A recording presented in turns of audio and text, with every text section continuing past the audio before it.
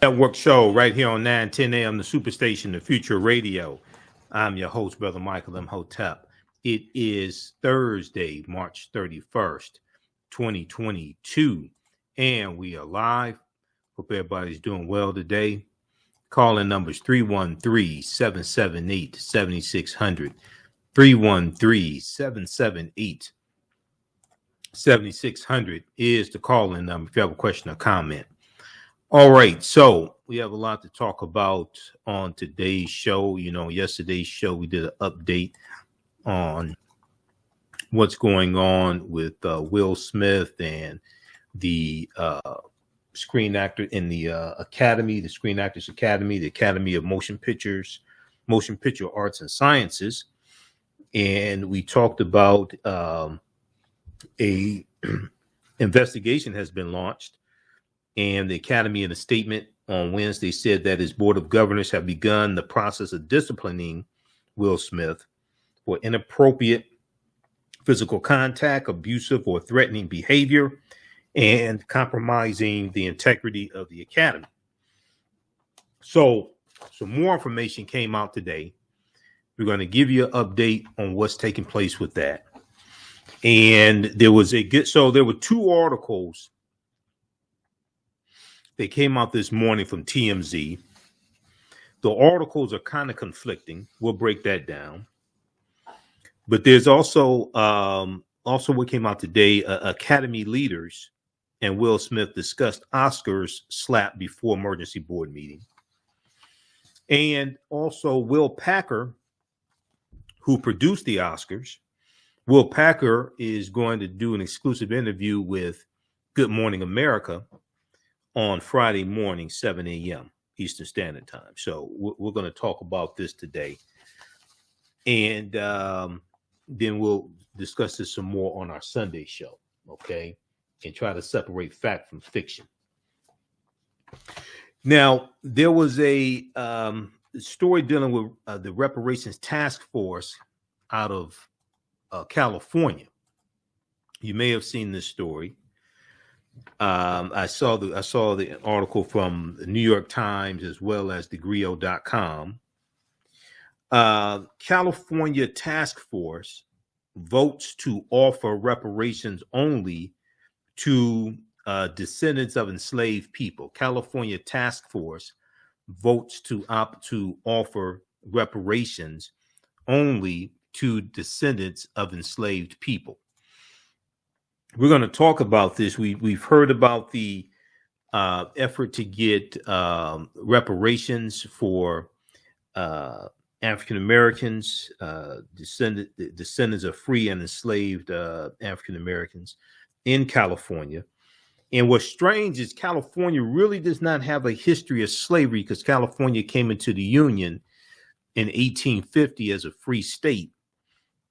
There is some evidence of about 1,500 people or so being enslaved in California. But we're going to talk about this because the task force and how they're deciding who gets what is causing a little controversy. The vote Tuesday was a 5-4 split. The vote, so they took the vote on Tuesday. It's a 9-person committee, and the vote Tuesday split 5-4, and the hours-long debate was at times testy and emotional.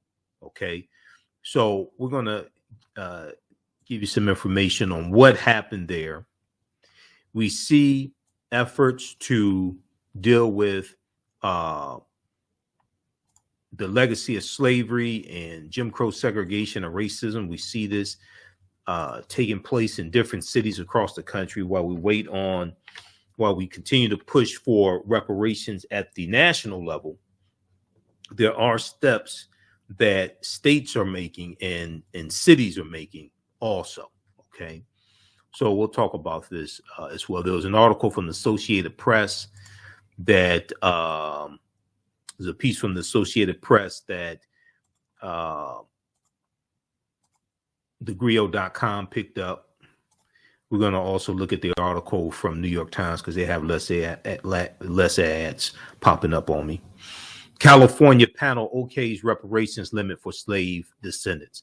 And today on Roland Martin Unfiltered, Roland interviewed the person, Camila Moore, who's the chairperson of this task force also. So we'll talk about reparations in California.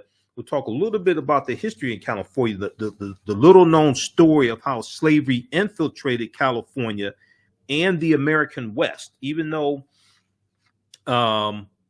when California became a state in the Union, it came in as a free state. And also, did you know that at one point, California tried to ban all African Americans also? California tried to ban all African Americans as well, all free African Americans. So we'll talk about this. We'll give you an update on what's going on with Will Smith, Chris Rock, and the fallout from what happened at the Oscars as well. On the African History Network show, we focus on educating, empowering, and inspiring people of African descent throughout the diaspora and around the world, because right knowledge corrects wrong behavior. What you do for yourself, what you do to yourself, and what you allow other people to do to you and get away with is based upon what you think about yourself. What you think about yourself is based upon what you have been taught about yourself. What you've been taught about yourself is based upon everything you've read, heard, and seen about yourself. So when you control the radius of a man or woman's thoughts, you can control the circumference of his or her actions, because the mind can't do or teach what it doesn't know. I was at the Charles H. Wright Museum of African American History today. So some people are watching the video that I did. I went to go see the King Tut exhibit at the Charles H. Wright Museum of African American History. But also, when you walk into the rotunda, there is a display dealing with the Underground Railroad. Okay. So I did a video in talking about the history of the Underground Railroad, things like that. It's on our Facebook fan page, The African History Network, The African History Network. I need to upload this to YouTube. People are watching it. People have been watching it. And I'm breaking down history also. So check that out. And it's on my personal Facebook page as well. All right. So you can check that out. Okay. Calling numbers 313-778-7600. 313-778-7600 is the calling number if you have a question or comment. So I want to go to this first story here. And this is dealing with reparations in California. And I'm also going to play a segment from Roland Martin Unfiltered. I'll be back on Roland Martin Unfiltered on Friday. I'm a panelist each Friday. Okay. So this piece here from the Associated Press, picked up by thegrio.com, is from March 30th, 2022. Wednesday, March 30th, 2022. California panel okays reparations limit for slave descendants. California panel okays reparations limit for slave descendants. California's first in the nation task force on reparations has decided to limit state compensation to the descendants of free people and enslaved people who were in the U.S. in the 19th century, Now, they're going to have to tweak how they're determining who gets the compensation, because 19th century, okay, so you're talking about 1800, basically 1800 to 1899. If somebody came in 1900, they wouldn't qualify. But if they came in 1899, if their ancestors came in 1899, they would qualify. But if their ancestors came in 1900, they wouldn't qualify. But Black people who were in the U.S. in the 19th century, narrowly rejecting a proposal to include all Black people, regardless of lineage. Rejecting a proposal to include all Black people, regardless of lineage. The vote Tuesday split 5-4, and the hours-long debate was at times testy and emotional. Near the end, the Reverend Amos Brown, president of the San Francisco branch of the NAACP and vice chair of the task force, pleaded with the commission to move ahead with a clear definition of who would be eligible for restitution. Now, we're going to continue this on the other side of the break. And we'll also let you know about the online class that I teach on Saturdays and Sundays, online history classes. You listen to the African History Network show. I'm Michael Imhotep. We'll be back in a few minutes. The work that I do is larger than the fashion industry. It's larger than the art world. And I believe that I was born to bring newness into this world. I'm Kaima McIntyre. I'm 24 years old and I'm an artist. I create everything from paintings to jewelry design, metaphysical jewelry to be specific, and fashion design. The only reason why my prom dress went viral is because people needed it. Within a few days of going viral, Notori Naughton reached out to me and she's like, I saw your dress, can you make me a dress? I was equally as shocked to be asked by a celebrity to design their dress at the age of 17. That's just one person, and the list just continues to go on, to Janet Jackson, to Tyra Banks. It really hits home. That means that the discussion is happening on the grounds in real time. Relationships, love, sex, health issues, and much, much more. Unfortunately, many people confuse what racism is. Racism is a power structure. It was laws and policies that put us in this predicament. It's going to be laws and policies that take us out. So when you control the radius of a man or woman's thoughts, you can control the compass of his or her actions, because the mind can't do or teach what it doesn't know. We have it all on 910 AM Superstation. Welcome back to the African History Network show right here on 910 AM Superstation, the Future Radio. I'm your host, Brother Michael Imhotep. It is Thursday, March 31st, 2022, and we are live. All right, so in a few minutes, we'll give you an update on what's going on with Will Smith, Chris Rock, Will Packer, and also the Academy, the Oscars. I want to go back to this story here. We're going to clip one in just a minute. Shakita from ABC Channel 10 out of California. So right before the break, we were talking about what happened in California. This vote took place on Tuesday, which was March 29th.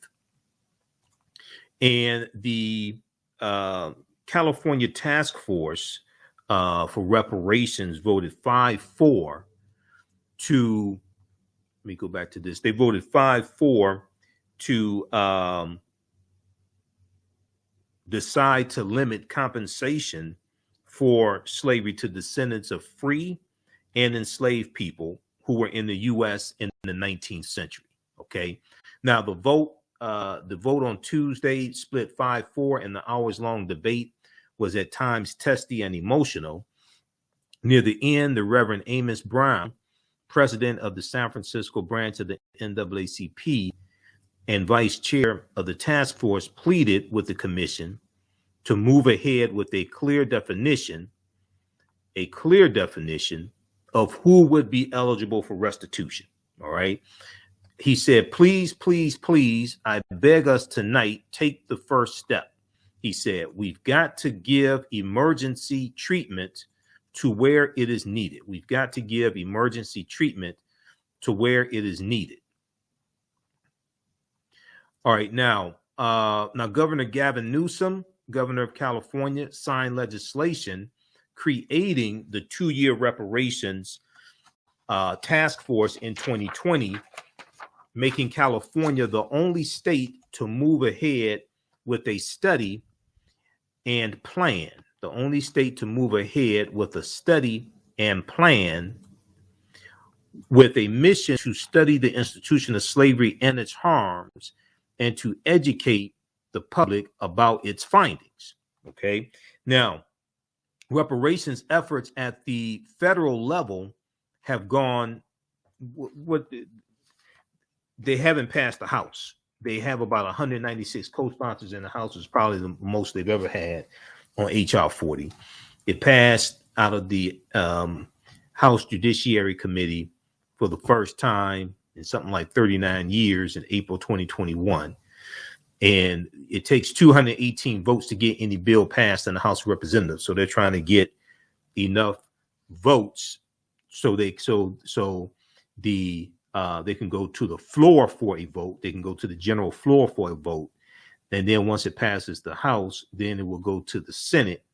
It's dead on arrival in the Senate until you get 55 Democrats in the Senate who support it. And then you can change the filibuster rule also and get that bill passed in the Senate. So unfortunately, a lot of people talking about reparations don't know the process to get what they want passed. But reparations efforts at the federal level have not are stalled, are not going as fast as they should. But cities and universities are taking up the issue. The mayor of Providence, Rhode Island, announced a city commission in February 2022, while the city of Boston is considering a proposal to form its own reparations commission. The city of Boston is considering a proposal to form its own reparations commission. Now, at the same time that people are talking about reparations, you have to understand America must have a massive history lesson. Because Americans are very, very ignorant of history. All across the country, regardless of race or ethnicity, Americans are very ignorant of history. So America must have a massive history lesson as well. Okay.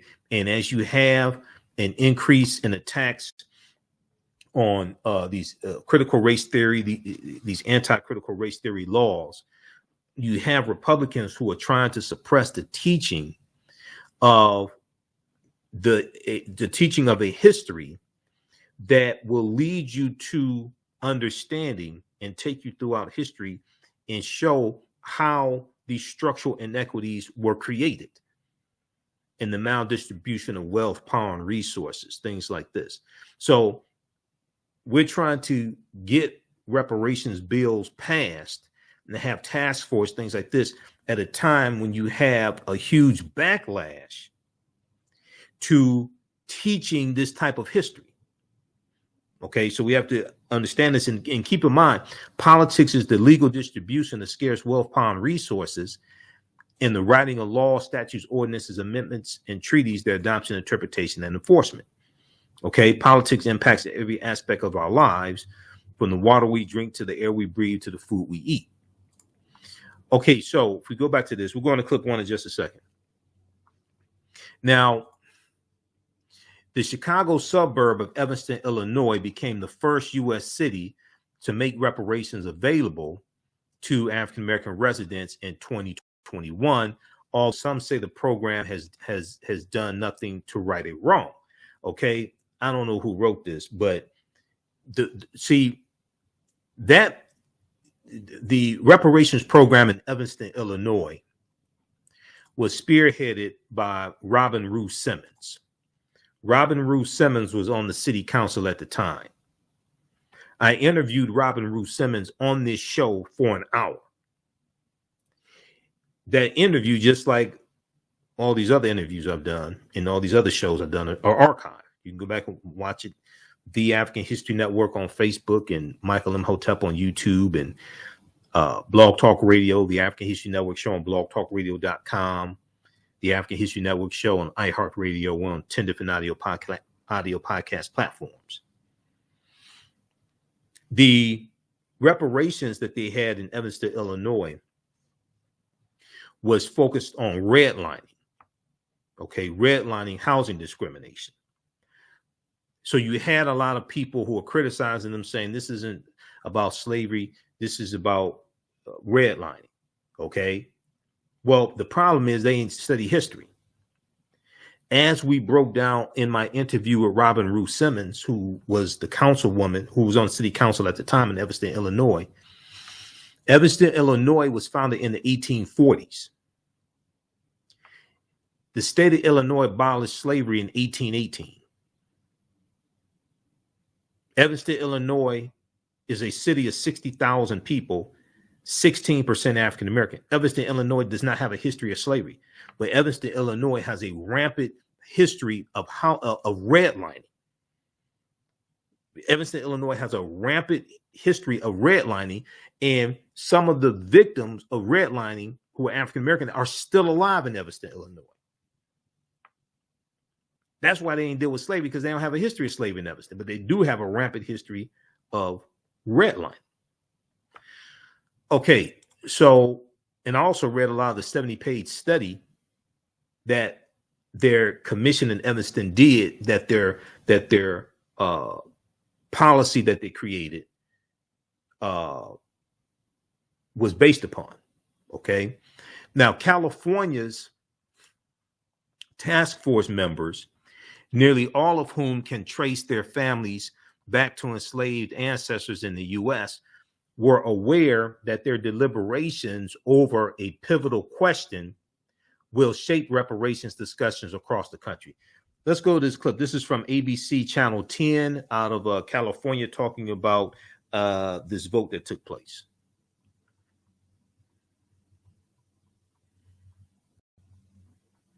California's Reparation Task Force has made a big decision. Last night, it held a vote on who is eligible for compensation, and the results were close. ABC 10's Monica Coleman joins us now. So, Monica, where does the group stand this morning? Well, the 9-member task force, by a 5-4 vote, decided reparations will be limited to the descendants of enslaved people. ABC 10 spoke to Camilla Moore, chairperson of the task force, to find out why they decided to base the payments on lineage and not race. Going against the argument, all Black people, regardless of lineage, deserve reparations because of systematic racism in housing, education, and employment. Lineage matters. When we're talking about reparations for the institution of slavery, we're talking about a particular group of people and a particular crime against humanity, that being the institution of slavery as it was enacted and constructed in the United States. The task force also opened eligibility to freed Black people who came to the country in the 19th century due to it may be difficult to prove the bloodline of the time one was enslaved. When it comes to compensation, it could be in the form of free college, assistance buying a home, or launching businesses and grants to churches, but the task force has not voted on a concrete plan. So, Monica, what are the next steps with this? So, Bria, there's a lot of questions still, right? So there will be another meeting today. We'll be following up on that because the task force still needs to talk about how they are going to get reparations out to the people who are eligible and furthering this onward. I can think of a lot of questions that come along with it, but hopefully we'll have some answers on that in the coming meetings. Monica, thank you. Okay, great reporter for Monica for ABC Channel 10 in California. Also, check out this article from the New York Times. California task force votes to offer reparations only to descendants of enslaved people. This is from March 30th, 2022. Wednesday, March 30th, 2022, New York Times. We're coming up on a break. When we come back from the break, I'm going to let you hear an excerpt of the interview Roland Martin did with Camilla Moore. You heard Camilla Moore, who is the chairperson of the California Reparations Task Force. She was on Roland Martin Unfiltered today, and I'll let you hear an excerpt of that, and then we'll give you an update on what's going on with Will Smith, Chris Rock, Will Packer, producer Will Packer, and the Oscars. You listen to the African History Network show. I'm Michael Imhotep. We'll be back in a few minutes. Jeanette Davis is a well-established author with 6 published books. Black Survival in White America from Past History to the Next Century was published in 1995, and it delves into the history of African Americans before slavery up to contemporary times. The Great Divide Between Blacks and Whites was released in 2008, and her autobiography, Black Just Like My Mama, was published in 2010. Soulful Journey, The Business of Beings, was released in December 2021, and her 2 latest books, Echoes from the Heart, Love Throws Poetry, and Master Being Human, were both published in January of 2022. Jeanette Davis' writings delve deeply into the psyche of Black people from ancient to contemporary times. She cuts no corners and leaves no stones unturned in relating truth, letting the chips fall where they may on both African and European doorsteps. Order Jeanette Davis's books today at Amazon.com. Search for Jeanette Davis and get to know her work today. What does self-care mean to you? To us, it's an opportunity to reconnect with nature. A chance to create something remarkable. At Sage and Elm Apothecary, our handcrafted skincare and household products immerse you in Earth's sweetest nectar, connecting you to nature in a way you never imagined. See for yourself and visit us at sageandelmapothecary.com. 910, the Superstation, Detroit's only African-American talk radio. Welcome back to the African History Network show right here on 910 AM, the Superstation, the Future Radio. I'm your host, Brother Michael Imhotep. All right. I want to go to, let's see, we're going to go to clip number 2 from Roland Martin Unfiltered in just a minute, Shakita. So cue that up, please. If you like this type of information, you can support the African History Network, $ the AHN show through Cash App, $ the AHN show through Cash App, also through PayPal, paypal.me/the AHN show, paypal.me/the AHN show. Okay. So this helps us keep doing the research, stay on the air, keep broadcasting, pay some of the bills. Visit our website, AfricanHistoryNetwork.com, AfricanHistoryNetwork.com. Also, we have the information right on the homepage of the website. And we have Cash App information as well as PayPal. This is our official Cash App account, $ the AHN show through Cash App, $ the AHN show through Cash App. When you go to it, it says Michael, it shows my picture there. These other ones here are fake African History Network Cash App accounts. That's not. And we have the Cash App link here also in the PayPal button as well. You can register for the online classes I teach on Saturdays and Sundays. On Saturdays is Ancient Kemet, the Moors, and the Maafa.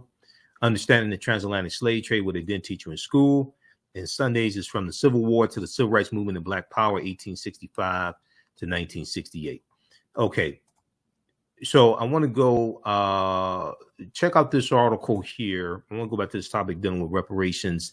The Reparations Task Force in California voted 5-4 to limit compensation for reparations from the state of California to descendants of free and enslaved people who were in the U.S. in the 19th century. So California doesn't have a big history of slavery like other states. California comes into the Union in 1850 because of the Compromise of 1850. And California was part of Mexico because of the Treaty of Guadalupe Hidalgo of 1848, which ends the Mexican-American War. The U.S. is going to get California, Arizona, New Mexico, Colorado, Utah, and Nevada from Mexico for $15 million. Then the Compromise of 1850 organizes the territory that the U.S. gets from Mexico, and California is going to come into the Union as a free state in 1850. Now they're going to try to ban. There's a period of time where they try to ban all free African Americans. We know 1849, Peter Burnett, I think his name was the first governor. He's a white supremacist, first governor of California. There's a piece here. We've talked about this in my online class. When California once tried to ban all black people, okay? California once tried to ban all black people. If we look at this article quickly here from history.com.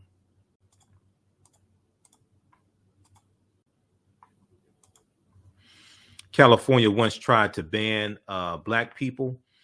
The new state's leaders banned slavery, but tried to kick free black people out. The new state's leaders banned slavery, but tried to kick free black people out. When Peter Burnett took to the podium in Sacramento in 1849, he faced a group of men like him, pioneers determined to take California from an upstart territory to a full-fledged state. He had been elected California's first governor just days before, and as he addressed his fellow legislators, he brought up one of the most explosive issues of the time, the place of black people in the future state, the place of African Americans in the future state. California had to ban slavery after a heated debate, but Peter Burnett's vision did not include African American residents at all. quote, it could be no favor and no kindness to permit free blacks to settle in the state, he said. Quote, while it would be a most serious injury to us had they been born here and had acquired rights in consequence, I should not recommend any measures to expel them. I should not recommend any measures to expel them. The object is to keep them out. So the object was to ban all African Americans and come out, as opposed to trying to expel them. They didn't want them, they wanted to ban them. Now, Peter Burnett was not alone in his vision. Throughout the 1840s and 1850s, California citizens and legislators fought to ensure that free African Americans would be prohibited from immigrating to or living in California. And though their efforts eventually failed, they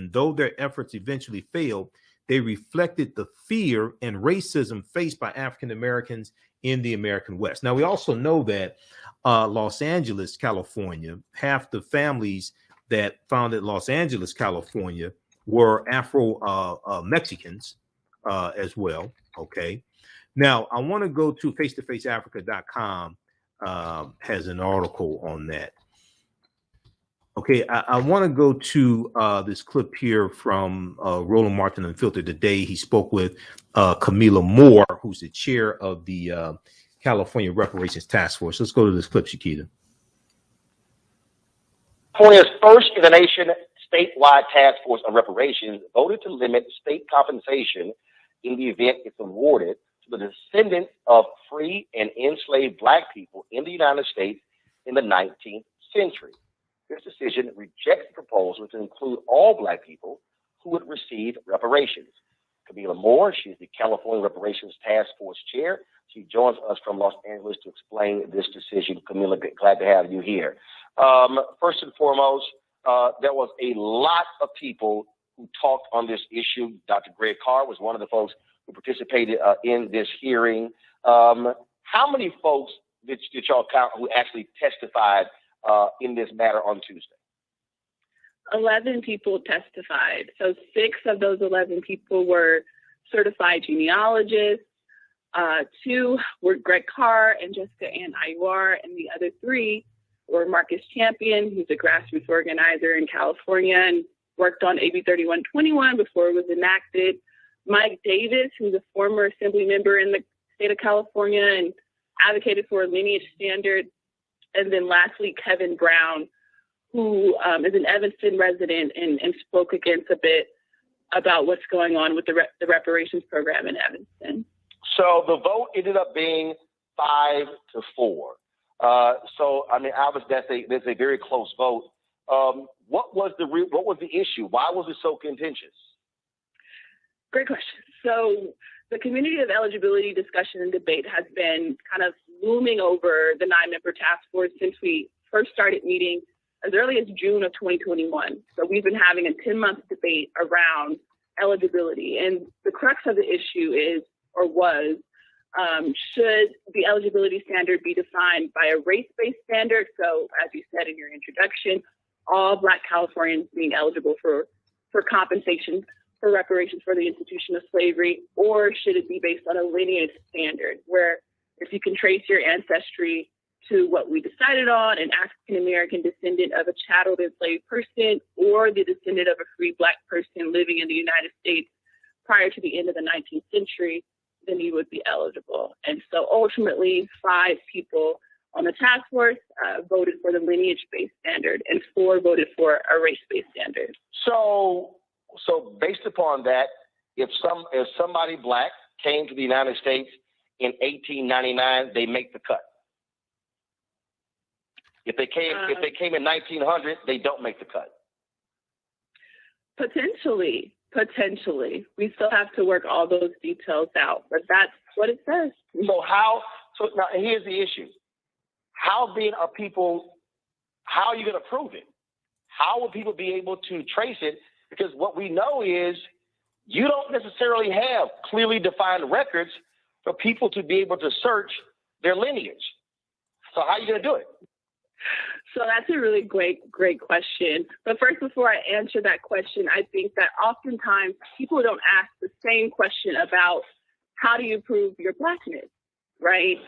And how do you measure Blackness? How do you prove it? So what's to stop someone like a Rachel Dolezal or Mindy Kaling's brother, who's of Indian descent, who actually wrote a book about how he pretended to be Black to get into medical school? How do you determine who's Black, and why would we be comfortable with the state making those particular determinations? But in order to answer your question about lineage tracing, when you talk about international law and reparations under international law, one of those tenets is restitution. How do you make a person? All right, we'll pick this up on the other side of the break. Back it up about 30 seconds, Shakita. 20, 30 seconds. We'll pick this up on the other side of the break. You listen to the African History Network show right here on 910 AM Superstation, WFDF. I'm your host, Brother Michael Imhotep. We'll also give you an update on what's going on with Will Smith, Chris Rock, the Academy. Also, Will Packer is going to do an exclusive interview Friday morning on Good Morning America. We'll discuss that. We'll be back in a few minutes. Abundant Capital Group is a real estate investment company with over 20 years of experience in real estate. They specialize in two areas of real estate. One, they solve real estate problems with creative financing solutions that give the seller the most money for their property. And two, they show individuals how to get a higher rate of return on their investment capital with real estate note investing. If you are looking to sell or need to sell your property, here is what they provide. Market value offer. Even if you have little or no equity, they typically pay all closing costs, which can be thousands of dollars. They close on a date of the seller's choosing, and the seller does not have to be out of the house at the time of closing. They take the property in an as-is condition, and the seller is not required to make any repairs. Give them a call or email them today for a free consultation and see how they can help you with your real estate needs. Call them at 973-475-8488. That's 973-475-8488. Visit their website, abundantcapitalgroup.com. That's abundantcapitalgroup.com. And email them at acg@abundantcapitalgroup.com. Follow them on Instagram and Facebook at Abundant Capital Group. Mental health and well-being have long been a taboo subject in the so-called African American community. So I enlisted the help of mental health experts, thought leaders, and activists to help kill the ghost of Willie Lynch and heal from post-traumatic slave syndrome. We experience trauma a lot of times on a subconscious level. So sometimes something happens to us and we know that it's traumatizing, but we don't really recognize the extent of the trauma.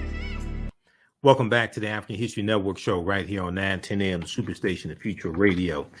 All right. I want to go back to this clip here. This is from Roland Martin Unfiltered today. He spoke with Camila Moore. Camila Moore is the chairperson of the California Reparations Task Force. Okay.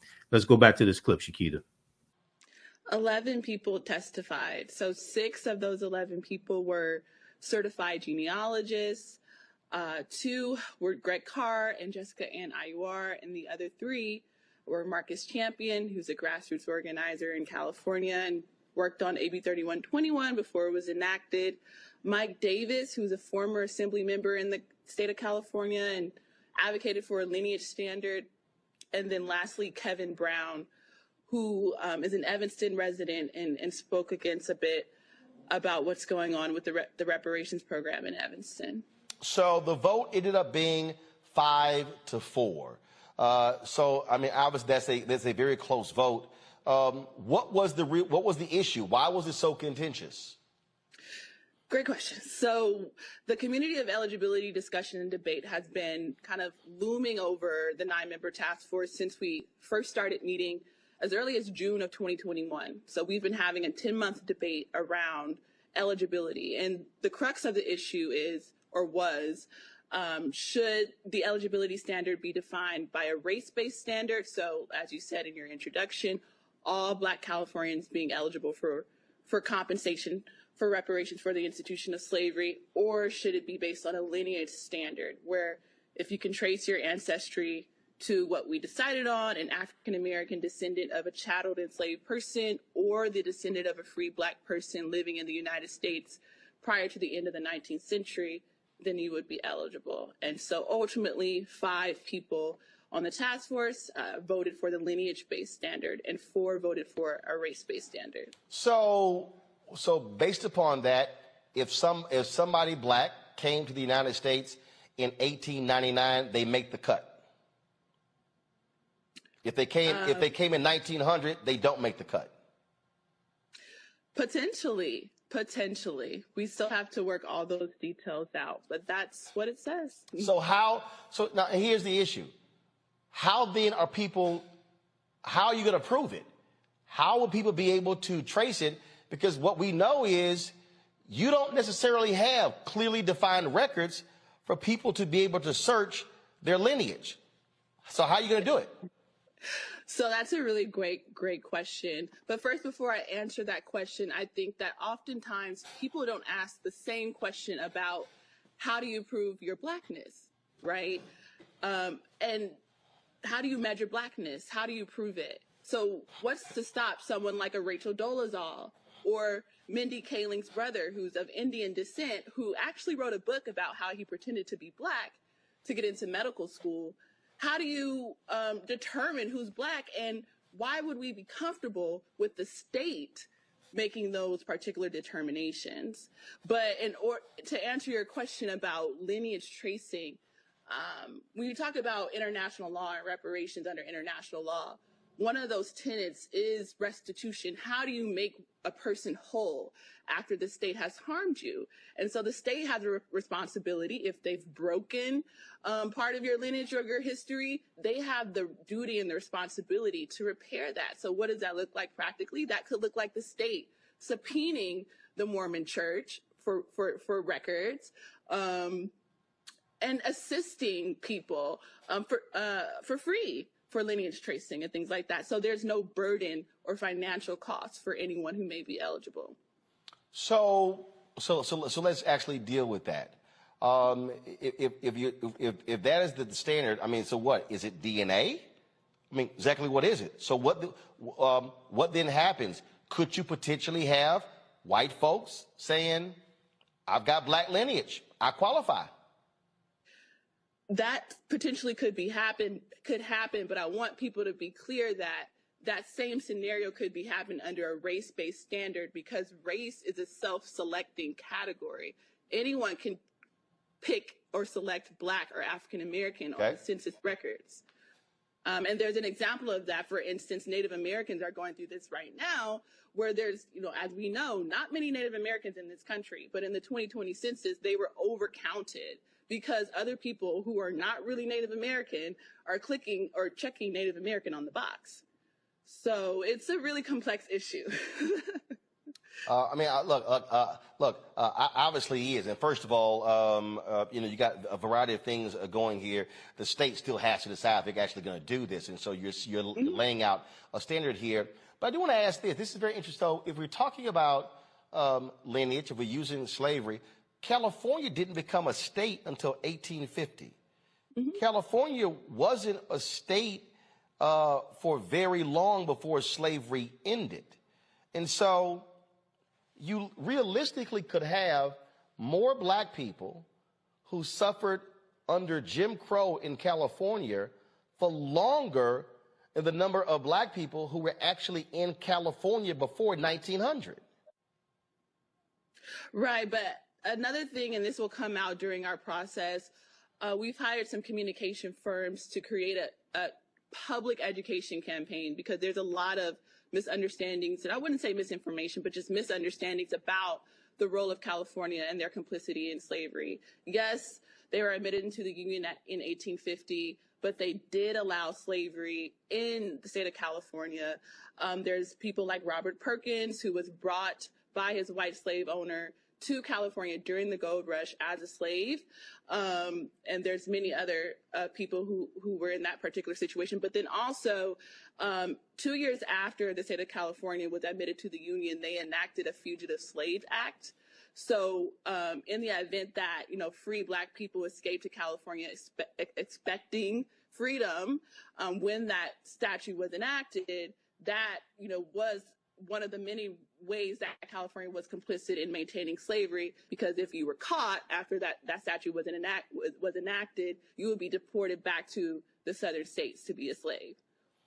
Greg Carr, you spoke before the committee. Share with people what was your perspective on this, and where did you side on the 5-4? Were you with the 5 or with the 4? I had to agree with Dean Chemerinsky, who testified last month. And thank you for joining us, Sister Moore, Chair Moore. You have an impossible task, of course, and I said as much, and I think that I echo everything Dean Chemerinsky said. If it's between race and lineage, of course you have to pick lineage as a matter of law. We know that. Even though we know the legal challenge is going to say that lineage is a proxy for race, and they're going to be right back where we started from.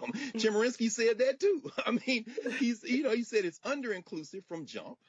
We're not going to be able to document everybody, even with all the resources. He said that he believes that everybody should benefit, but he's thinking about what will be ultimately upheld by the courts. And we know it's going to be strict scrutiny and narrow tailored. So I guess my question, and by the way, Roland, just to answer your question, and in that short period of time, and I agree, I was horribly miscast. I would have much rather been on the legal side trying to work through that, rather than get to the point where it's an impossible choice between race and lineage, which we know legally is probably going to be about the same thing. That's what the Native Americans may find out. And plus, none of it allows us to remedy past discrimination, as he walked through with Croson and so forth, and the affirmative action cases. My question, Madam Chair, is how can we help people understand two things? Number one, that Pan-Africanism is not opposed to local reparations. Your presentation, which I thought was excellent yesterday with Paul Robeson and S.C. Robeson and William Thompson, these are Black internationalists. They are Pan-Africanists in an international forum the United States doesn't recognize. How can we help people understand that these things work together? And then the second thing, finally, is, and help me with this, because you have an impossible task. You really do. How can we imagine beyond the constrictures that Dean Chemerinsky laid out? Because the piece that he didn't articulate is the failure of political imagination that can have us think beyond these straitjackets that we think are permanent, when in fact they're just imposed by the same judges that we just saw that Florida judge thumb his nose at, because we can read the Constitution too and interpret it differently, especially since after 1965 or so, they have narrowed something that isn't in the plain language of the Constitution. How can we have a larger imagination for these reparation solutions in your mind? And how can we help people stop having this like it's a fight between Pan-Africanism and That's two great points and questions. I think the first point, I agree. And I think I said as much in my presentation. Pan-Africanism and local reparations or lineage-based reparations are not, they're not mutually exclusive. You can be a Pan-Africanist and be pro-local or lineage-based reparations. And I brought up Queen Mother Audley Moore as a historical example of that. She was a self-professed Pan-Africanist, but she also coined the term descendants of American slavery. She had an organization that she founded in California called, United States Citizens of Slave Descendants. Right. And so she is a perfect or prime example of how you can hold, solidarity with, all African people or people of African descent and all oppressed groups, really, while also maintaining the sacred political project that is reparation for the institution of slavery in these United States. In terms of political imagination, I do agree with you to a certain extent. And there's so much that I could probably say about that. I don't have enough time to really elaborate, but I'm all for, just connecting the dots. Particularly, there's Black Alliance for Just Immigration. Let's connect. Let's connect with CARICOM. Let's connect with African Union. Let's all connect. Yes. Because I do believe in Black internationalism as well. Yes. Thank you, Madam Chair. That is a critical point. Thank you. Thank you. I need to go to clip 3 because we're running out of time. All right. So, the Good Morning America this morning had an update on what's going. Cue up clip number 3 from Good Morning America, please. they had an update on what's going on with Will Smith and Chris Rock and the Academy. Chris Rock addresses Will Smith's slap at first comedy show since Oscars. Let's go to clip 3, please. Rock broke his silence, addressing the elephant in the room right off the bat. Hey, Chris, you ready for tonight? In an audio recording released by Variety, Rock said he wasn't yet ready to wade into the controversy.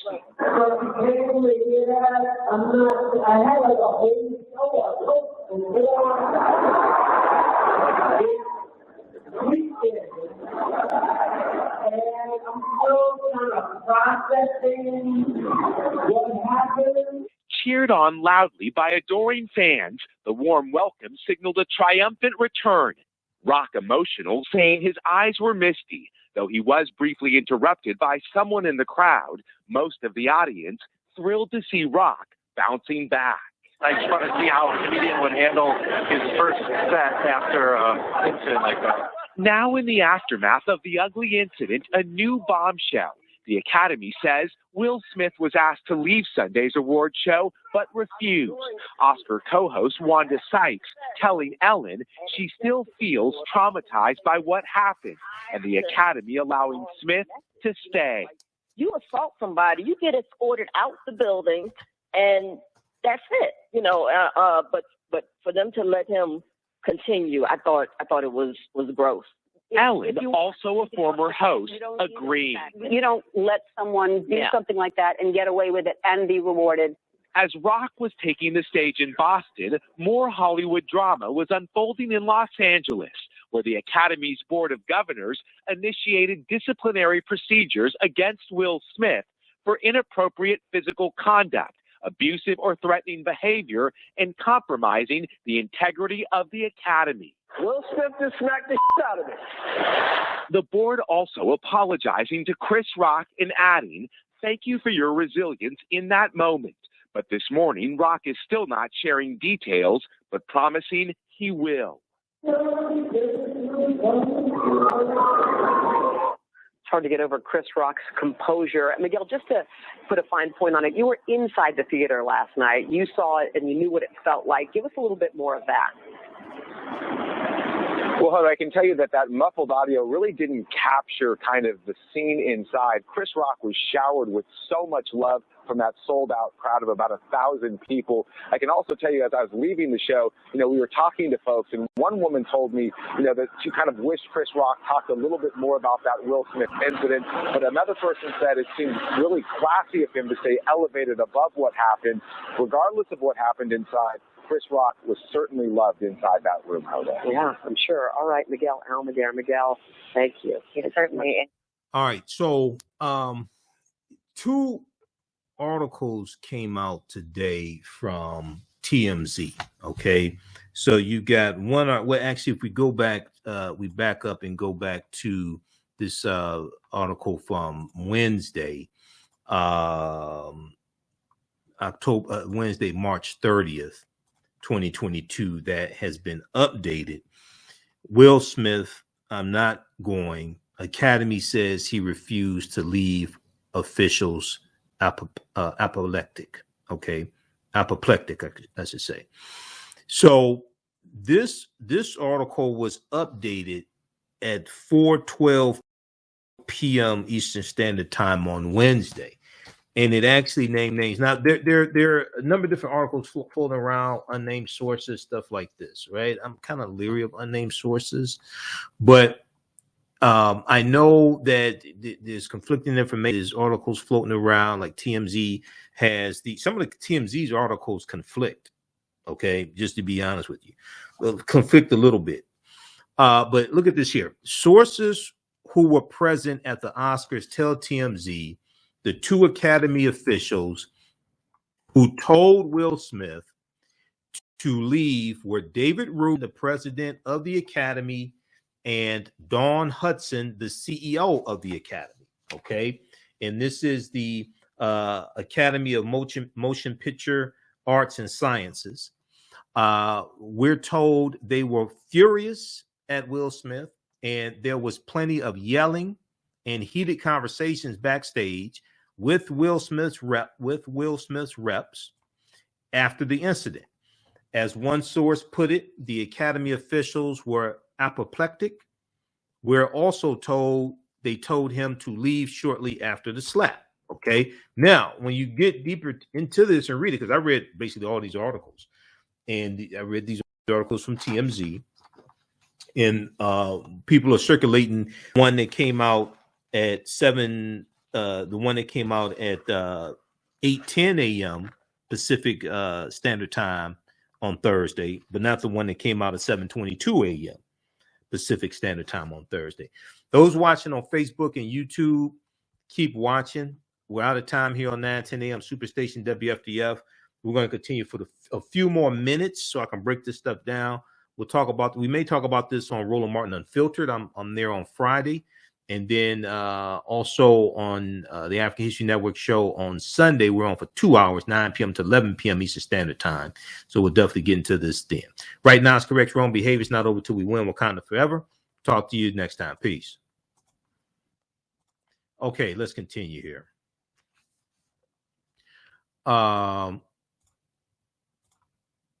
Okay, let's continue. So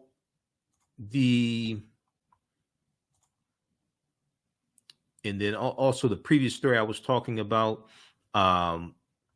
read this article here from the conversation.com, the little known story of how slavery infiltrated California and the American West. This is from August 11th, 2021. And it talks about perhaps as many as 1,500 enslaved African Americans were forcibly transported to California between 1849 and 1861. Hundreds arrived before the state's constitutional ban on slavery went into effect in 1850, but many others came after. California, as who is this? Robert Givens. California, as Robert Givens realized, was a free state in name only, a free state in name. So this is something that Camila Moore was talking to, person of the California Reparations Task Force. But slavery was really minuscule in California in comparison to other states. But read this article here. Okay. That's from conversation.com. Now, I just want to address this quickly, and then we'll talk about this some more on my show on Sunday. All right. So now this article is from Wednesday, March 30th, 2022 from TMZ. I don't use TMZ a whole lot, but since this was floating around, we'll look at this. We'll also look at the article from Variety as well. Let me look at my notes here. Okay. The update was I wanted to focus on. That update came out 4:12 p.m. Pacific Standard Time, and it named names. David Rubin, the president of the Academy, and Dawn Hudson. We look at this other article here. This one here came out Thursday morning, March 31st, 7:22 a.m. Let me pull this one up. This is called Academy Never Considered Forcibly Removing Actor After Slap. Academy never forcibly considered removing actor after slap.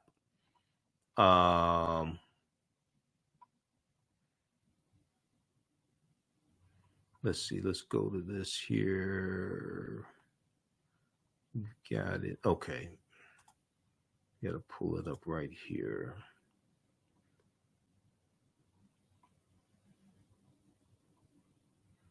This is from TMZ also. Now, one thing I noticed, I went and looked at articles from NBC News from March 30th, Wednesday, March 30th, NBC News that reported the Academy that Will Smith refused to leave, things like this. I looked at articles from New York Times, NBC News, Washington Post. Those articles did not update as of right before me coming on the show, those articles did not update their reporting saying the Academy lied. So when I see something like that and reputable sources don't reflect something that TMZ says, that tells me there's something wrong with the reporting. They didn't update and say the Academy lied. And that's an anonymous source also that TMZ is citing saying the Academy lied. But anyway, and also I checked the Academy's Twitter page. They haven't updated anything on their Twitter page. All right, let me go to where the hell is this at? This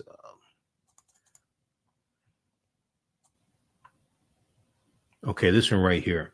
So this one came out Thursday, 7:22 a.m. Pacific Standard Time. I read it pretty much as soon as this article came out.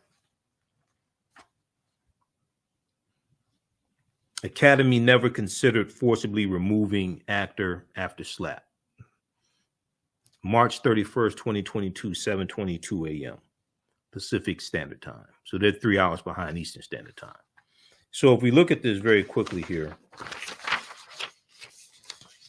Will Smith was asked to leave the Oscars. We know that, but despite his refusal to leave the Dolby Theater after he slapped Chris Rock, forcibly removing him was never an option, TMZ learned. Removing him was never an option, TMZ learned. Now, LAPD was on site, but LAPD was never called to intervene and forcibly remove him.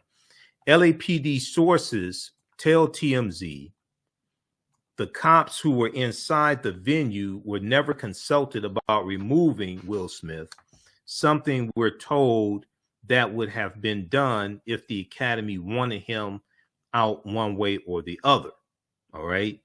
Now, what happens is when you research this, you see that there were one group of Academy leaders who wanted him removed. There was another group of Academy leaders who didn't want him removed, and they're arguing back and forth backstage, and they're arguing with Will Smith's representatives.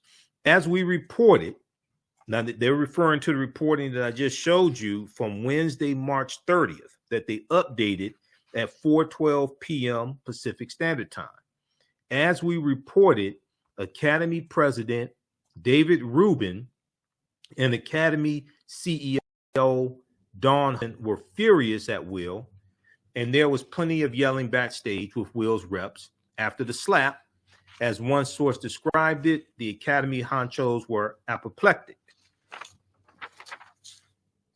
Now, our sources say it didn't take long at all for the officials to make it clear they wanted Will out of the auditorium. The exact words used to his reps were unclear, but as we've reported, Will refused to exit. Okay. Now, this is at 7:22 a.m. this morning. The Academy was buttonholed. The Academy could have buttonholed the best actor presenters and told them in advance. If Will won, simply say he's not invited on stage, and then quickly say, we'll be right back. And then they would go to commercial. That did not happen. And we're told the reasoning was the Academy officials felt it would make a bad situation even worse. The Academy officials felt it would make a bad situation even worse. But keep in mind, you had one group of Academy officials who wanted him to leave. You had another group who didn't want him to leave.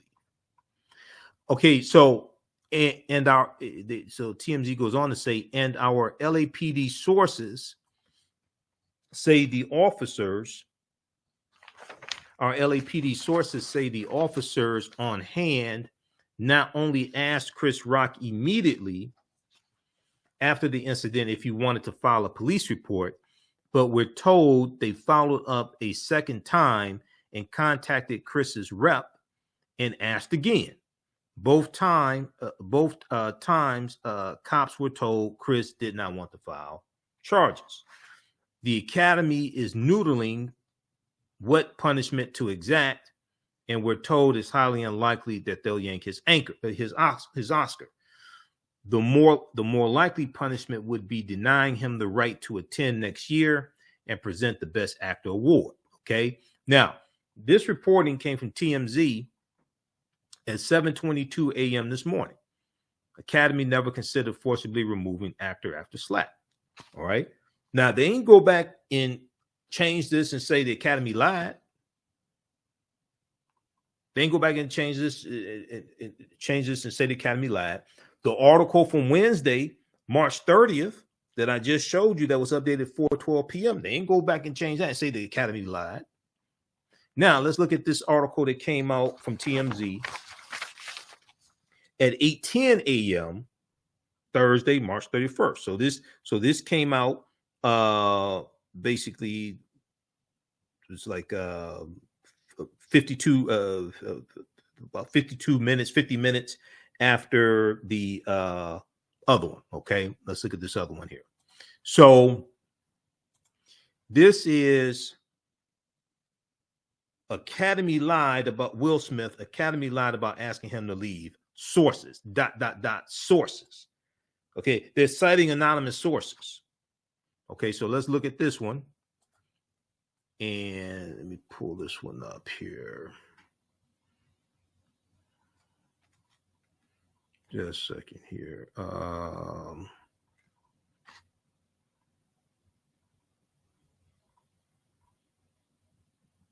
Okay, this one right here. Academy lied.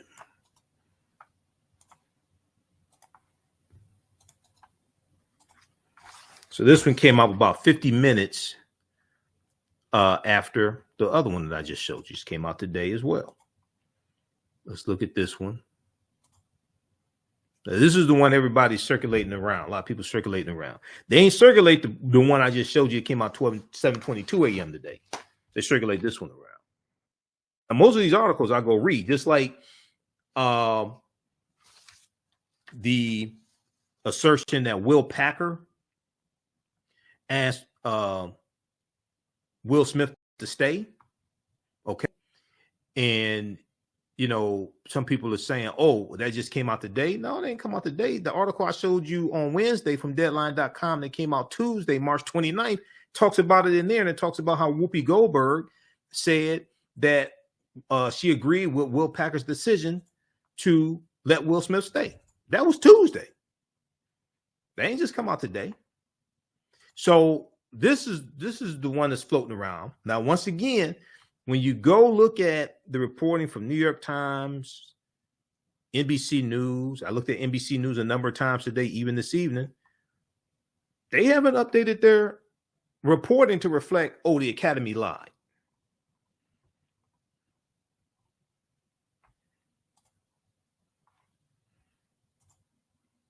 So if we look at this one here from 8:10 a.m. p.m. Now, once again, when they say it says Will Smith, okay, now it's not saying Will Smith said this. All right, just keep in mind that's not a direct quote. So, according to sources with direct knowledge who were present, they know who the sources were. Will Smith was never asked to leave the Oscars after he slapped Chris Rock. In fact, the opposite is true. He was told by the producer's Will Packer of the show, he could stay. Okay. Well, we found that out on Tuesday that Will Packer allegedly said that. How do we know? It's an article from deadline.com that talked about Whoopi Goldberg that we shared here on the show. This one right here. Whoopi Goldberg on Oscar slap. There are big consequences because nobody is okay with what happened.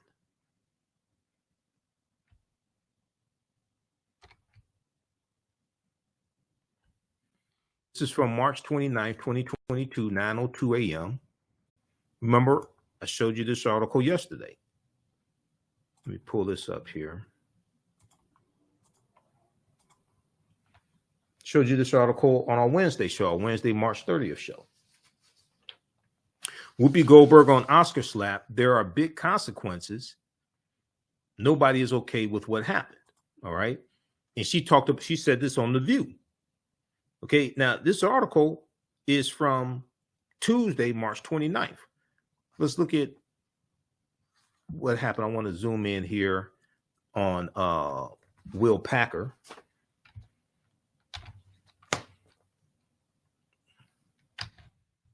Was the producer. Can we zoom in?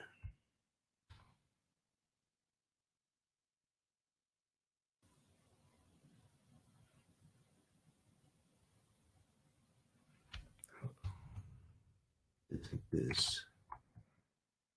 Okay.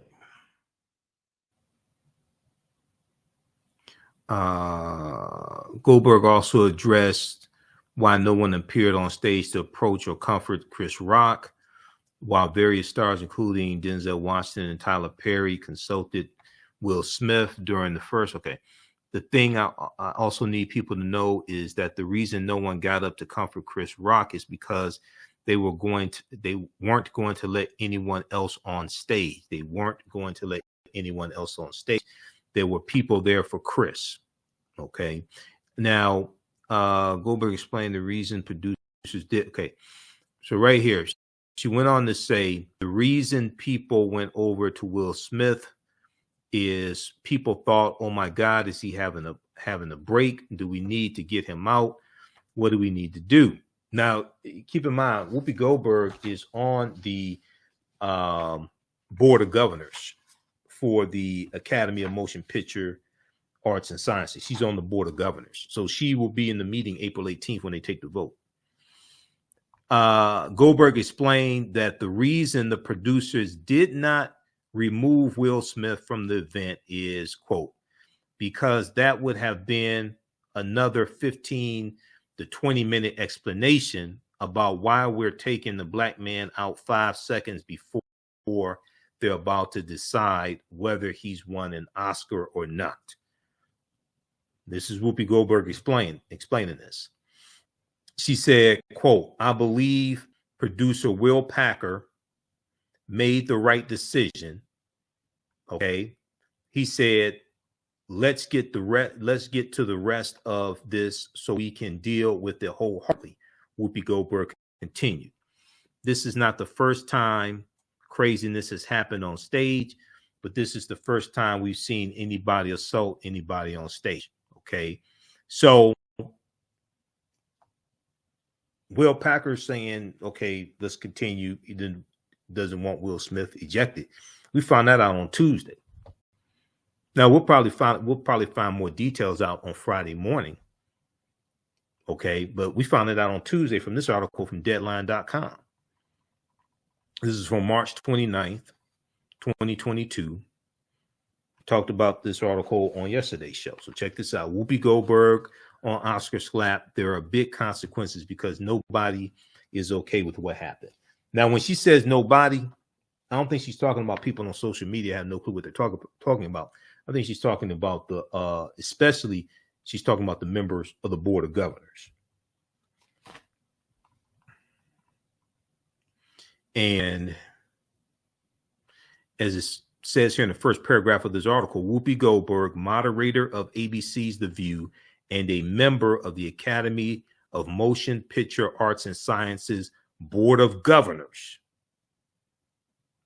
said today that she accepts Will Smith's apology for slapping Chris Rock at the Oscars, but she added, quote, there are consequences. There are big consequences because nobody's okay with what happened. Nobody.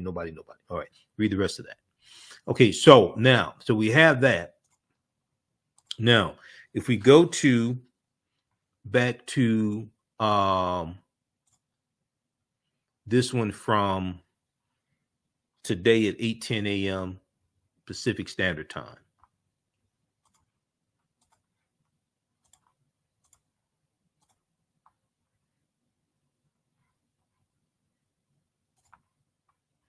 Academy lied about asking him to leave sources. This is based upon anonymous sources.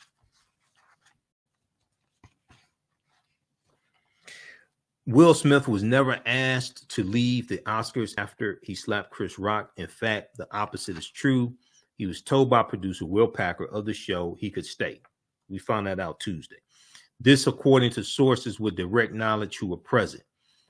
As you know by now, okay, we can skip over that. Okay. Wednesday, as you know by now, the Academy said Wednesday they had asked Will to leave the Dolby Theater after the slap, but he refused. Three sources who were at the ceremony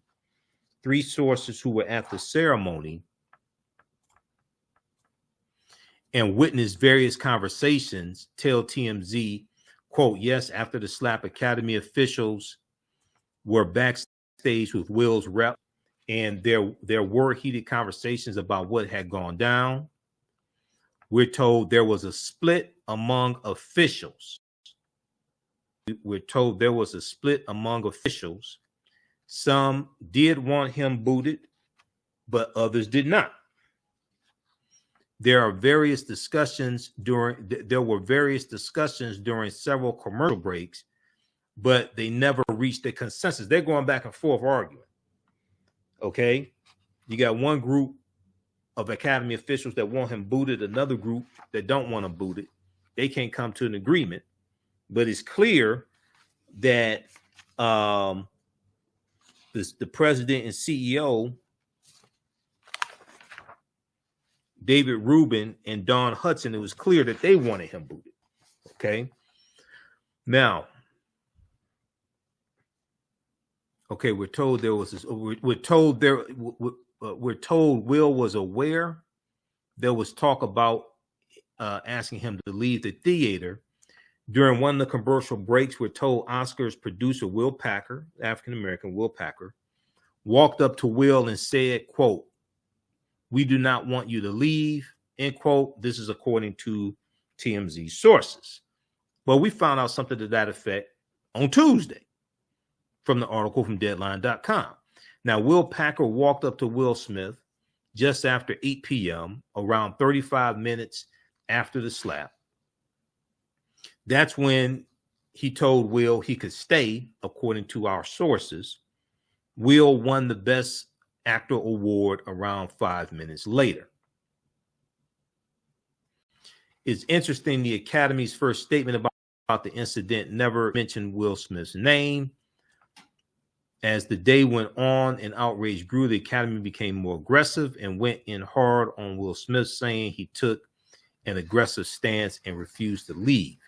Now, I'm not sure which initial statement, because I've been on their Twitter page,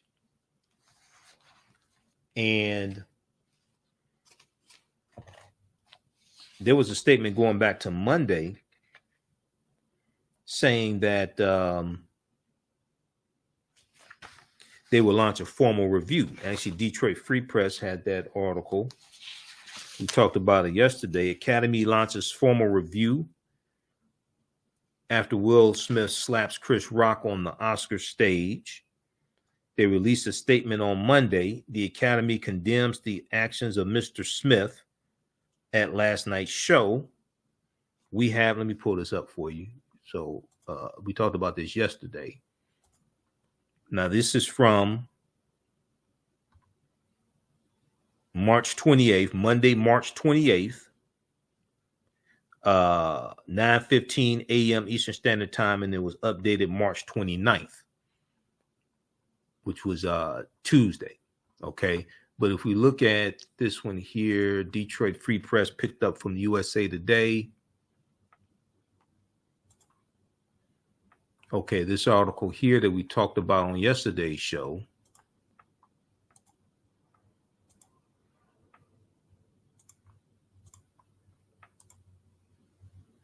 Academy launches formal review after Will Smith slaps Chris Rock on the Oscar stage.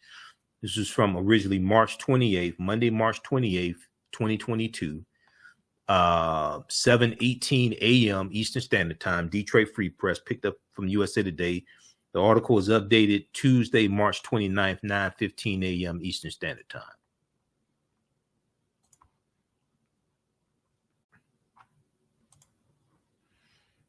Okay, and in the article, it has the statement from the Academy. But now the Academy, so Chris Rock declined to report Will Smith slapped on stage. Los Angeles police confirmed. But now the Academy says it will investigate on its own, releasing a statement Monday afternoon that said the Academy condemns the actions of Mr. Smith at last night's show. We have officially started a formal review around the incident and will explore further action and consequences in accordance with our bylaws, standards of conduct, and California law. That's a statement from Monday. Okay. All right. Now, this, I just want to show you this paper trail. Okay. I just want to show you this paper trail here. So you've got that.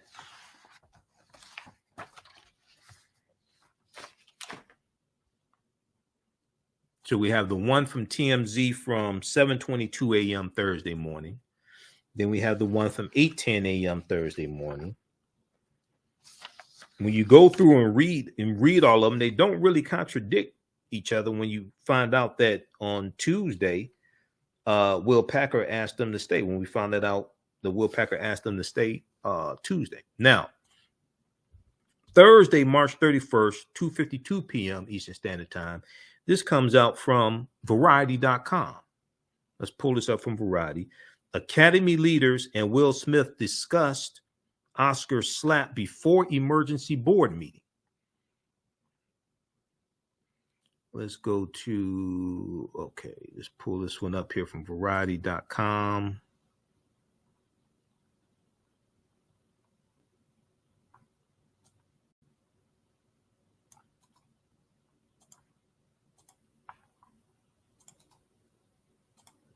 All right, this one right here. So this came out today, 2:52 p.m. Eastern Standard Time.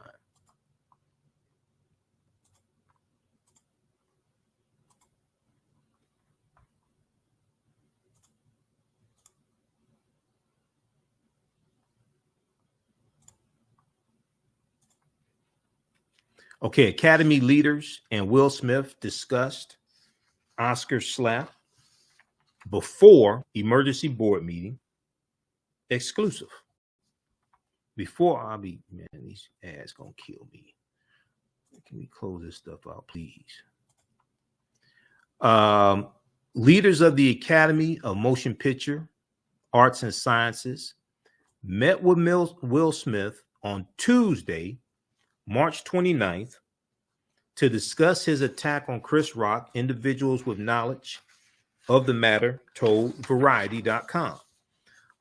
Academy President David Rubin and CEO Dawn Hudson talked to the actor on Zoom about the fallout from the assault during Sunday's Oscars telecast. The talk lasted roughly 30 minutes, according to a source. Another source familiar with the meeting said only that the conversation was brief. Now, Will Smith apologized again to David Rubin and CEO Dawn Hudson. He apologized again. He expressed his awareness that there will be consequences and tried to explain why he snapped when Chris Rock made a joke about his wife, Jada Pinkett Smith's hair. We know Jada suffered, she announced in 2018 she suffered from alopecia. Okay. Alopecia is an autoimmune disease, as we explained on Monday's show, Monday, March 28th, as we went through and broke down and explained alopecia can cause the hair, clumps of hair to fall out. It can be very painful as well. Now, at this time, once again, it's not clear if Chris Rock knew that Jada had alopecia. Now, attendees at an emergency meeting of the Academy's Board of Governors on Wednesday, March 30th, did not recall David Rubin or Don Hudson mentioning their talk with Will Smith on the previous day. Following the meeting, the Academy announced that Smith had violated the group's code of conduct and faced suspension, expulsion, or other sanctions. Suspension, expulsion, or other sanctions. The Academy also said it asked Will Smith to leave the ceremony following the incident, but he refused. Others disputed the characterization of events, with sources saying the Academy's request was not explicitly made and that producer Will Packer urged the actor to remain. This reporting from Variety came out once again at 2:52 p.m. Pacific Standard Time today, a few hours after the reporting from TMZ. Once again, it talks about Will Packer urging him to stay, but we found out Tuesday from the article from Deadline.com that Will Packer asked him to stay. And we know that there was one faction of Academy leaders who wanted him booted, another faction that wanted him to stay, and they're arguing back and forth with each other backstage. Okay, the Academy also said it asked Smith to leave the ceremony following the incident, but he refused. Others disputed the characterization of events, with sources saying the Academy's request was not explicitly made and that producer Will Packer urged to remain. Variety previously reported that. Now, Will Smith went on to win. He gave a 5-minute speech. It seemed like 15 minutes. Actually, I watched it live. I thought it was 15 minutes. It was only 5 minutes. I thought it was 15 minutes. It was a good speech, but hell, I thought it was 15 minutes, in which he seemed to liken his behavior to his character, Richard Smith, father of Venus and Serena. Richard Williams' defense of his daughters, tennis greats, Venus and Serena Williams. Okay, so he goes on, love will make you do crazy things. He said, to do what we do, you've got to be able to take abuse. You've got to be able to have people talk crazy about you, etc. All right. Now, okay, we know he apologized on Monday. We know Chris Rock, that there was a fake apology floating around on social media purported to be from Chris Rock. Is not. People, you can go to these people's social media pages. If they put out an apology, it's going to be on their social media page. Their official social media pages with the blue check mark is going to be there. Okay. I went to Chris Rock's Instagram page, Facebook. There was no apology there. Will Smith, apology there. Okay. That's on their official social media platform. So people just manufacturing BS just to elevate their social media platforms, just creating fake apologies. And then one of Chris Rock's spokespeople came out and said that's a fake apology. He has not apologized. Okay, so there's a whole bunch of stuff just floating around. I actually go through and do research as much as I can. You can go through and follow a paper trail with this stuff. We'll find out more from the Good Morning America interview that Will Packer is going to do on Good Morning America Friday morning, 7 a.m. Eastern Standard Time. And we're going to definitely talk about it here to separate fact from fiction. Okay. To separate, not deal with all this just simple Simon ass nonsense floating around, but to really separate fact from fiction and show you like how you can go research this stuff also. Okay, so you don't fall for a lot of this nonsense floating around. All right, now I'm not a big fan of anonymous sources, so I kind of like to hear stuff directly from the horse's mouth, so to speak. But sometimes you get good anonymous sources because people are speaking on the basis of anonymity. Other times you get anonymous sources, people just trying to they're just thirsty and they're just want to just ingratiate themselves and see what they can get out of it. Okay. But Will Packer is going to be on Good Morning America Friday morning. Now, there's a piece from ABC News. Oscar producer speaks out on what happened behind the scenes right after Will Smith slapped Chris Rock. This is dealing with the interview.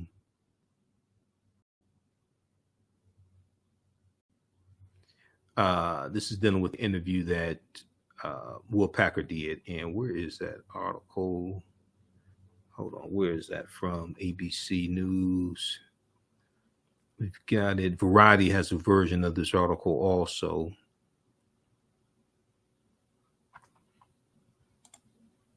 Okay, let me pull this up. We've got it here up here in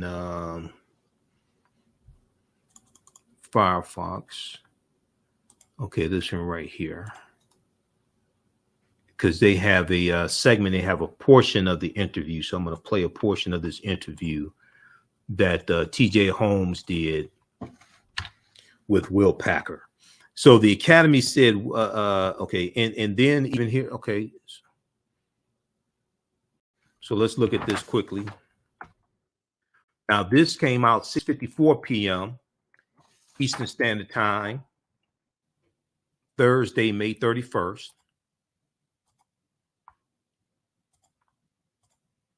The article didn't say the Academy lied. Oscar producer. Now to that ABC News exclusive. The producer of the Oscars. Okay, pause it right there.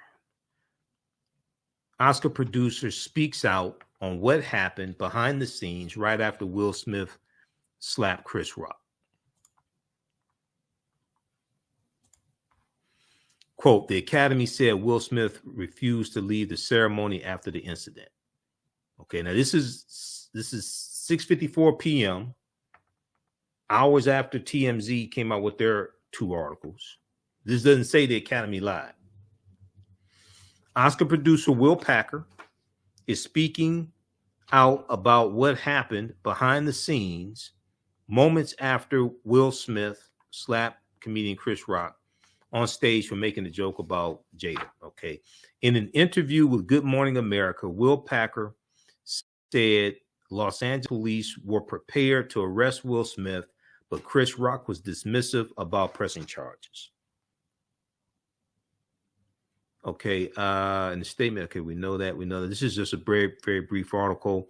Will Packer, who led the show's first all-black production team at the 94th Academy Awards, told Good Morning America that he did not speak with Will Smith directly the night of the Oscars, okay?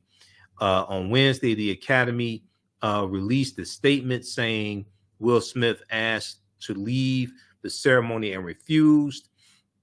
The Academy announced that its board of governors initiated disciplinary proceedings against Smith, quote, for violations of the Academy's standards of conduct, including inappropriate physical contact, abusive or threatening behavior, and compromising the integrity of the Academy.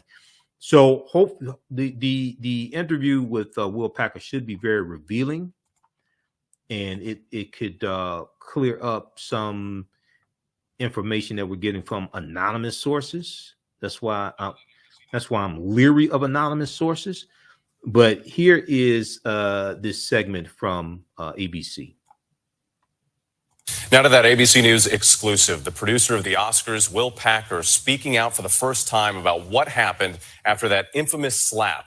And tonight, what comedian Chris Rock told an emotional crowd at his first performance since the incident. Here's ABC's Kana Whitworth. Oh, wow. Tonight, one of the producers of the Oscars revealing exclusively to ABC News exactly what happened behind the scenes moments after Will Smith slapped Chris Rock on stage for making a joke about his wife, Jada. Will Packer, who led the show's first all-black production team that night, speaking exclusively to TJ Holmes, saying the LAPD came to his office and spoke to Rock. They were saying, this is battery was the word they used in that moment. They said, we will go get him. We are prepared. We're prepared to get him right now. You can press charges. We can arrest him. They were laying out the options. And as they were talking, Chris was being very dismissive of those options. He was like, no, I'm fine. He was like, no. And even to the point where I said, Rock, let him finish. The LAPD officers finished laying out what his options were. And they said, would you like us to take any action? And he said no. Packer telling ABC News he did not speak to Will Smith directly at all the night of the Oscars. In Boston last night, Rock addressing the incident publicly for the first time before a sold-out audience, fans giving him a standing ovation. How was your weekend? In video shot from the upper balcony, the comedian telling the crowd he has not prepared any jokes about the slap. I don't have like a bunch of about what happened.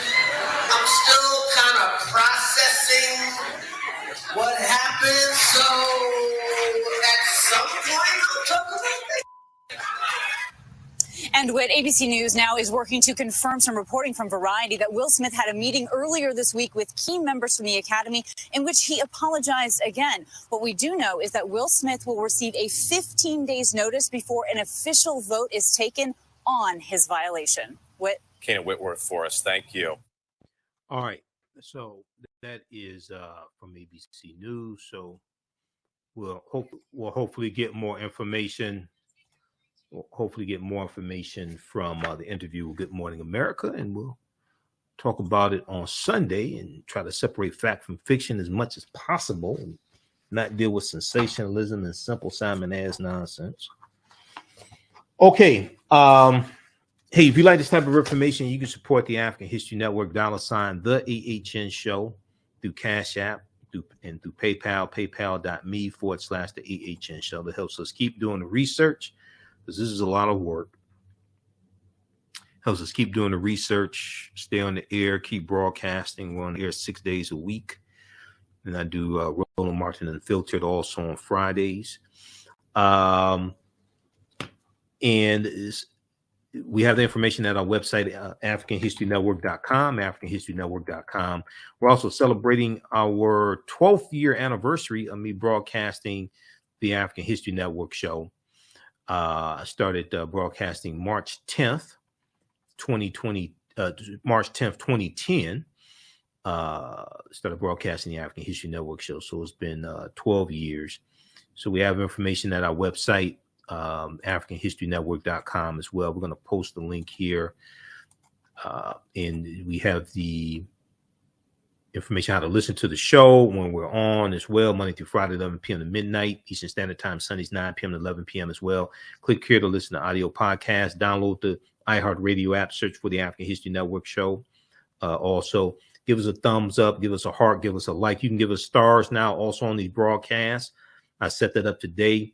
You should be able to give us stars on Facebook. And where's the information here for right here? Okay, Cash App and PayPal. We've got that right there. You can register for the online classes I teach on Saturdays and Sundays, online history classes, ancient Kemet, the Moors, and the Maafa, understanding the transatlantic slave trade, what they didn't teach you in school, and from the Civil War to the Civil Rights Movement and Black Power, 1865 to 1968. Okay, so we deal with thousands of years of history in those classes. And I do a PowerPoint presentation. We have book references, articles, video clips. You can watch from around the world. You can use this information with your children also.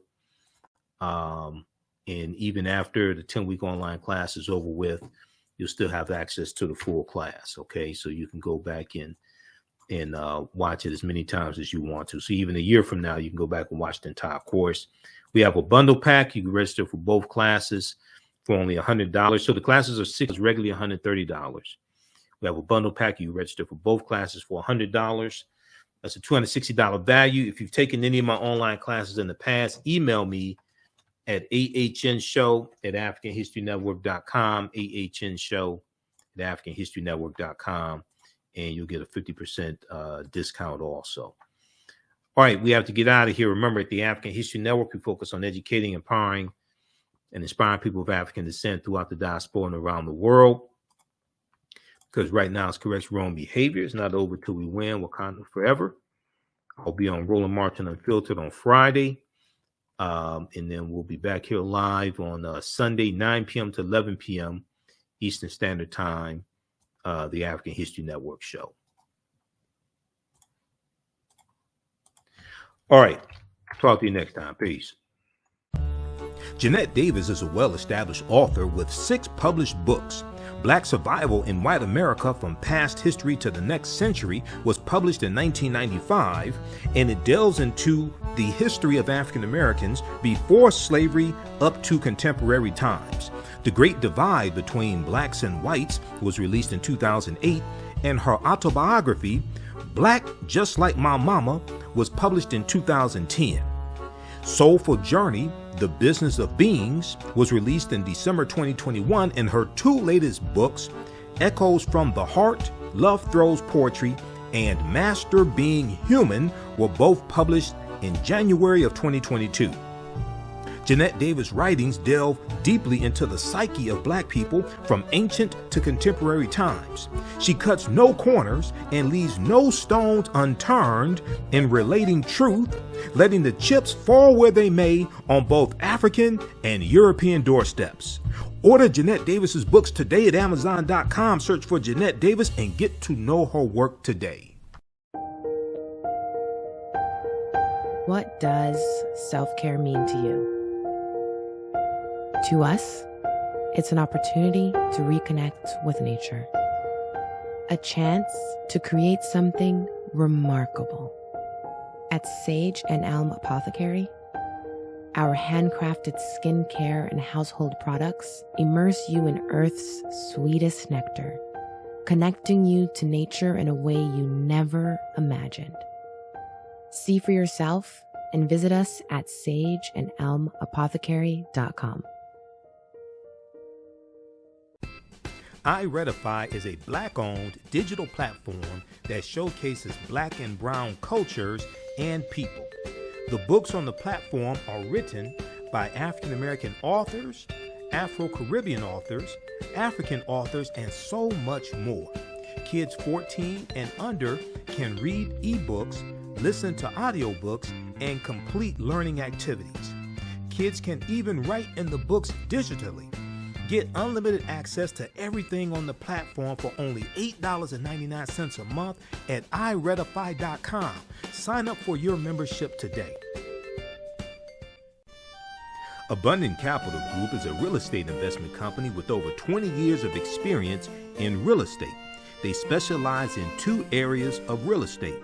1, they solve real estate problems with creative financing solutions that give the seller the most money for their property. And 2, they show individuals how to get a higher rate of return on their investment capital with real estate note investing. If you are looking to sell or need to sell your property, here is what they provide. Market value offer, even if you have little or no equity. They typically pay all closing costs, which can be thousands of dollars. They close on a date of the seller's choosing, and the seller does not have to be out of the house at the time of closing. They take the property in an as-is condition, and the seller is not required to make any repairs. Give them a call or email them today for a free consultation and see how they can help you with your real estate needs. Call them at 973-475-8488. That's 973-475-8488. Visit their website, abundantcapitalgroup.com. That's abundantcapitalgroup.com. And email them at acg@abundantcapitalgroup.com. Follow them on Instagram and Facebook at Abundant Capital Group. The work that I do is larger than the fashion industry. It's larger than the art world. And I believe that I was born to bring newness into this world. I'm Kaima McIntyre. I'm 24 years old and I'm an artist. I create everything from paintings to jewelry design, metaphysical jewelry to be specific, and fashion design. The only reason why my prom dress went viral is because people needed it. Within a few days of going viral, Notori Naughton reached out to me and she's like, I saw your dress, can you make me a dress? I was equally as shocked to be asked by a celebrity to design their dress at the age of 17. That's just one person, and the list just continues to go on to Janet Jackson, to Tyra Banks. It really hits home. That means that the discussion is happening on the grounds in real time.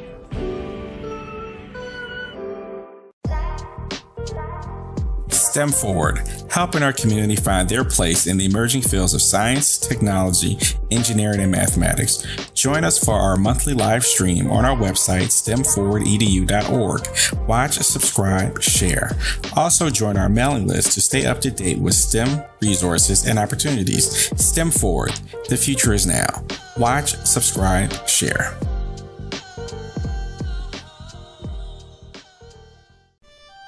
Abundant Capital Group is a real estate investment company with over 20 years of experience in real estate. They specialize in two areas of real estate. One, they solve real estate problems with creative financing solutions that give the seller the most money for their property. And two, they show individuals how to get a higher rate of return on their investment capital with real estate note investing. If you are looking to sell or need to sell your property, here is what they provide. Market value offer, even if you have little or no equity. They typically pay all closing costs, which can be thousands of dollars. They close on a date of the seller's choosing, and the seller does not have to be out of the house at the time of closing. They take the property in an as-is condition, and the seller is not required to make any repairs. Give them a call or email them today for a free consultation and see how they can help you with your real estate needs. Call them at 973-475-8488. That's 973-475-8488. Visit their website, abundantcapitalgroup.com. That's abundantcapitalgroup.com. And email them at acg@abundantcapitalgroup.com. Follow them on Instagram and Facebook at Abundant Capital Group.